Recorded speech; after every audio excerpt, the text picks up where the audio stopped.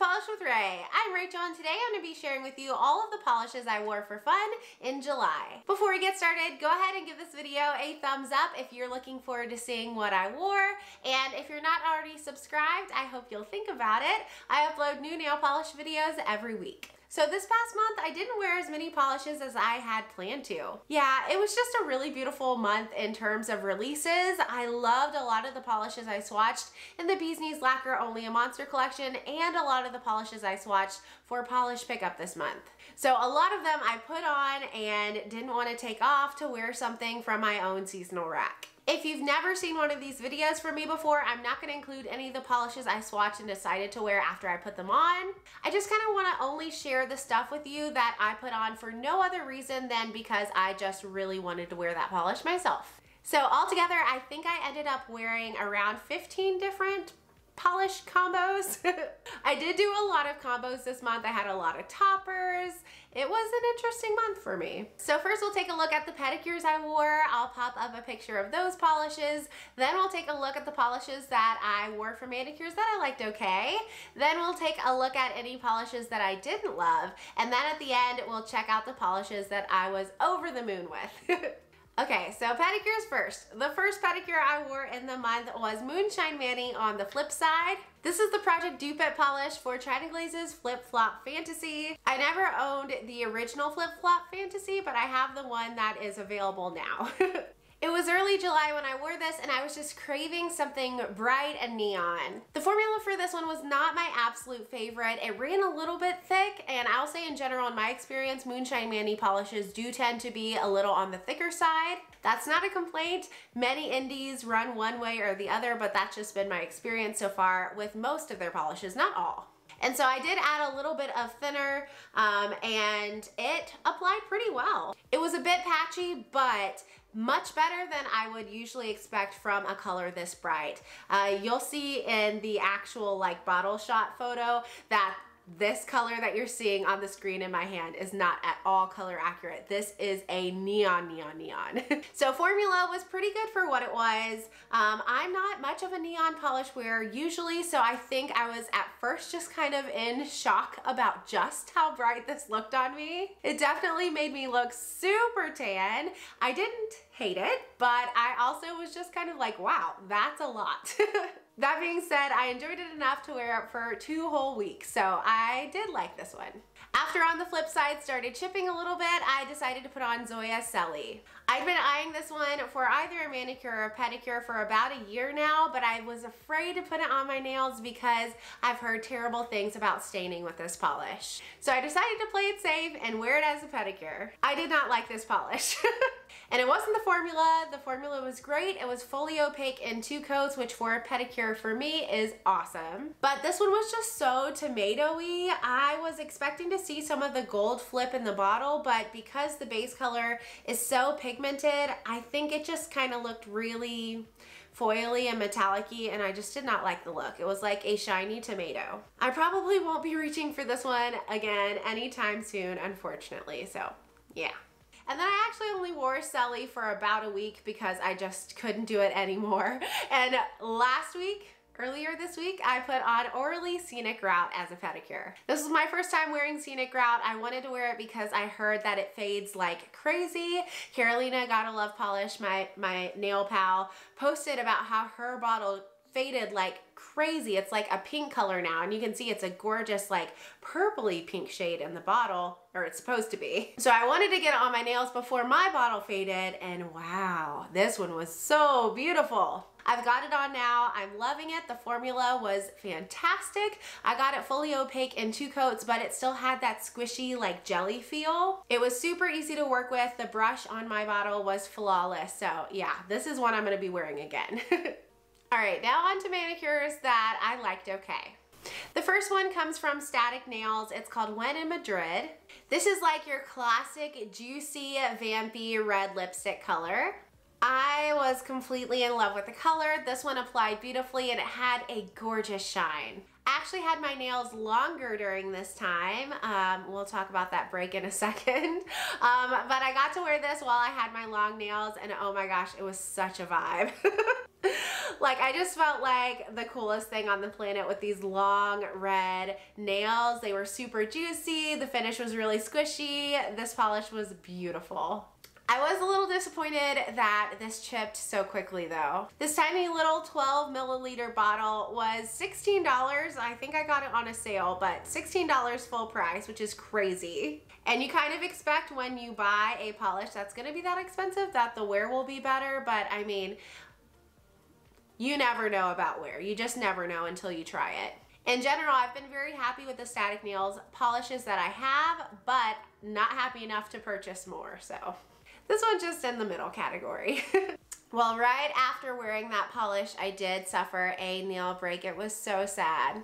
It was while I was swatching. I just literally was removing my polish with a cotton pad and I had a little tear on my nails. And when I pulled the cotton pad up, the top of my nail came with it, the entire tip of my nail. I tried patching it and I did post a little bit of that on my Instagram stories, but overall it was just unsuccessful. I had too much swatching to do. So now we're back to shorties and their square shapes, and overall I am happy with it, but I kind of miss my long nails a little bit. Anyway, one of the first manicures I wore with my short nails was from China Glaze. I wore China Glaze Strawberry Fields on its own for a few days. It's a bright, beautiful, mid-toned pink, kind of like a raspberry pink with a gold shimmer. And then after a few days, I'm not sure I got any photos of it, I'll see, but I topped it with a polish from Indie Polish by Patty Lopes called Delores. It is a really pretty iridescent gold flaky topper. So on its own, Strawberry Fields was a pretty shade. It wasn't like jaw-droppingly beautiful. I really was hoping the shimmer would pop a little bit more on my nail because in the bottle it looks so beautiful. On my nails, I didn't see it too much. But the formula was great for this polish. The base color was super pretty too, so I was into it. I was really sold on the manicure though once I added the Delores topper. Like I said, and this was my first time using this topper not for swatching. The shifts in the gold flakies in here are fabulous. I see green, blue, and purple, and that with the gold with this base was very interesting and very sparkly. I was loving it. Not like loving it, but loving it enough for it to go in this middle category. July was also the month of the Glazed Donut Hailey Bieber nails, and I was interested in trying it. I say it with that kind of voice because a lot of the Glazed Donut nails I saw were pearly finish polishes, and if you've been here before, not my thing. And some of the looks were more sheer too, which also not my thing. But I saw a few versions of the Glazed Donut nails that were more opaque and they kind of just looked like super shiny, squishy, white, shifty polishes. And so I wanted to try to kind of recreate that look. It was not successful, but I really did like what I ended up with. So as a base, I started with this polish from Color Club. It's a silver glitter polish. I was hoping this would add some extra sparkle, but really it got lost under all the other coats. You couldn't see it at all. It just created a little texture, so should have left this off. This polish, by the way, does not have a name. It came from TJ Maxx in one of those sets, and it just doesn't have a name, which, yeah, drives me crazy. Then on top of the Color Club, I added Stella Chroma Coconut Cream. This one probably would have given me the finished look or close to it all on its own. This polish is incredible. It's one of my favorites, probably in my entire collection. It's a white jelly polish, but it builds up to opacity in a few coats, and it's got like iridescent shimmers that shift green to purple to blue. It's so, so pretty. I love this polish. And then on top of that one, I added Sparkler from Starly, which is an iridescent micro flaky topper. It's on the subtle side, and honestly, it didn't show up on the nails like at all. And then I topped it all off with OPI Funny Bunny. This one I love as well, just super squishy, really clean look on the nails. So the polishes all together did not create the look that I wanted, but they kind of just gave me a beautiful white clean mani, and I thought it looked beautiful on my shorties. I was really loving that look. I was feeling a little rebellious after my nail break, like when you're a teenager or you go through a bad breakup and you're just like, I just want to cut off all my hair. That's how I was feeling with my nail polish. I wanted to wear something that was just like kind of edgy and fun and out there. And so I did a Skittle kind of combo. On a few of my nails, I wore Zoya Storm, which wow, incredible formula, so holographic. I see why everyone raves about this one. And then on my other two nails, I did a sandwich with Turquoise, which is from Sinful Colors, their sheer matte collection. And then I did a jelly sandwich with Rogue Lacquer Happiest Place on Earth, which is from the Imagineering collection that released earlier this year. It's a sheer green base with crazy bright, beautiful flakies that shift green to blue and black shreds. I thought the black shreds in here would tie in Zoya Storm since it's a black holographic really well, and I thought these Sinful Colors would help build up that opacity. Overall, I loved how this looked. It was really fun, really edgy, super sparkly and glowy. And yeah, it was just a great time. I loved wearing this mani. I don't know that I'd like it enough to do it again though, which is why it is in this middle category. All right, two more. The first one is a polish kind of with a topper. I was in a rush one afternoon. I had swatched all day and I was going out to dinner and just needed to throw something on my nails really quick. So I did a few coats, I think 2 of Mermaid Tears from Anchor and Heart Lacquer. This is a nutrition base. It's supposed to strengthen your nails, but it can build up to decent opacity and create kind of like a nail line blurring effect if you build it up in 2 to 3 coats. So I did, I think 2 coats of this, and then I added a topper. I did Crystable Designs Sparkles, which is a silver reflective glitter topper. I was just as surprised that I wanted to put this on as you are probably right now.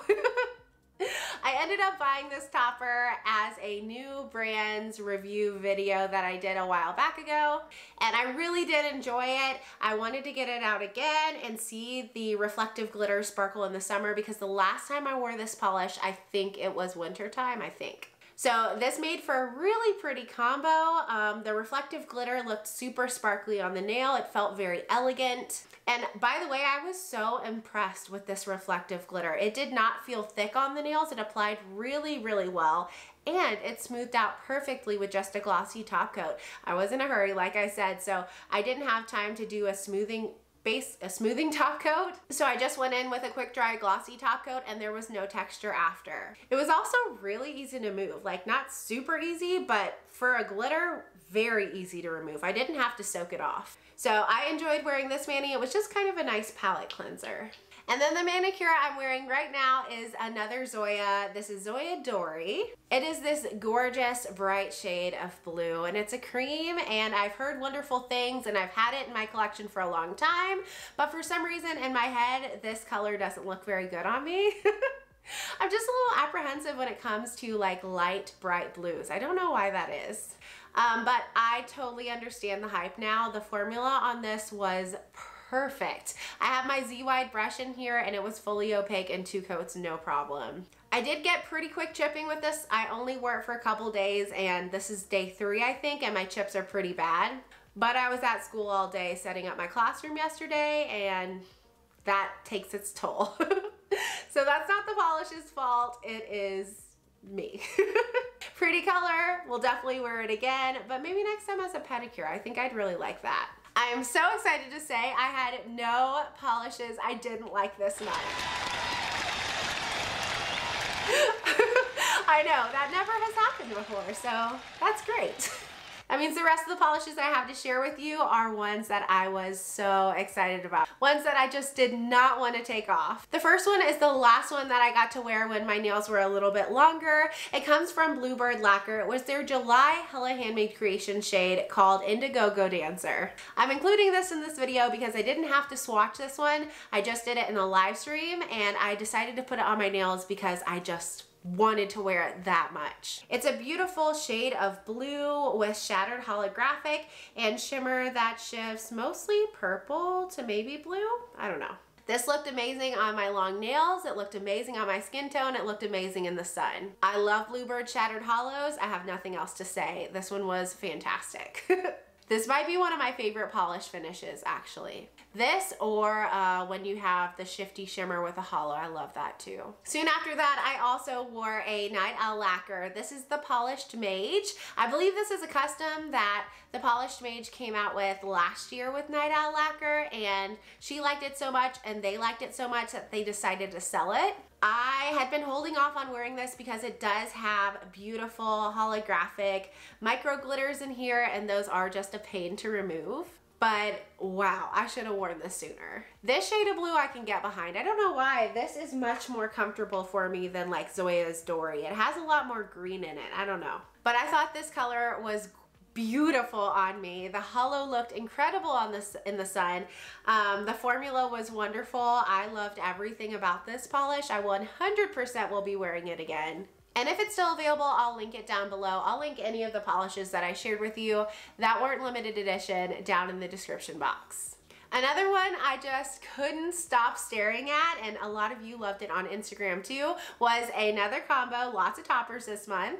I wore Orly Synthetic Symphony and topped it with KB Shimmer A Star Is Formed. I've been seeing lots of pictures and reels in my feed of bright, beautiful neons with holographic toppers, and I wanted to do my own replication of the look. So I decided to pair these two together, and I couldn't get enough of it. I'd heard so many people rave about Synthetic Symphony and what a gorgeous shade of purple it was, and they weren't wrong. I adored this polish. And KB Shimmer A Star Is Formed is one of my favorite, or it's becoming one of my favorite holographic toppers. They're scattered holographic flakes, but they're very small flakes and they are packed in there. So you get a lot of hollow punch with this topper. I'd been wearing lots of glitters and flakies and I was kind of craving a cream. So I decided to put on Cirque Colors One Night Stand. This was from last year's Vices collection. It is a neon-y cobalt blue, and this had an amazing formula. It was fully opaque in 2 coats, and I loved it because I've started kind of wanting to wear fall colors. This was still bright and summery, but it has that depth of a beautiful fall shade, and it felt a little bit vampy on the nails. Another one I'll be holding on to and can't wait to wear again. 2 more. The next one comes from Nailed It and it's called Sunset Sparkle. This was part of the Beaches themed For the Love of Polish box. I've never met a Nailed It flaky that I haven't loved. They are beautiful every single time. And this one has a rich, beautiful primary purple base with tons of shifty flakies. They shift pink, gold, green, purple, blue. Man, every color. I could not stop staring at this when it was on my nails. I was just seriously going everywhere just looking at the shift, and every lighting, it was incredible. So incredible, in fact, that it may end up on my favorite polishes of the year video. I think I love it that much. And the last polish I wore and absolutely loved this month comes from Great Lakes Lacquer. This is from the Colors of Cobalt, released in April's polish pickup this year. This is a beautiful periwinkle base with shimmer that is so intense and shifty, shifting from red to gold to green to blue, and it's got that scattered hollow flake.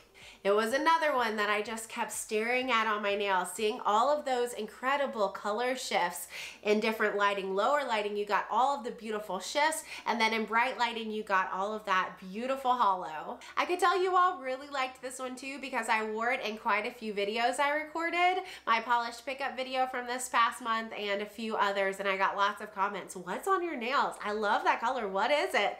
And it was this. It's amazing. If you can get your hands on it in a D-stash, I do recommend it. So those are all the polishes I wore this July. Let me know down in the comments what you're thinking of grabbing, what stood out for you. Like I said, I'm kind of already feeling the fall colors even though it's like 90 degrees here.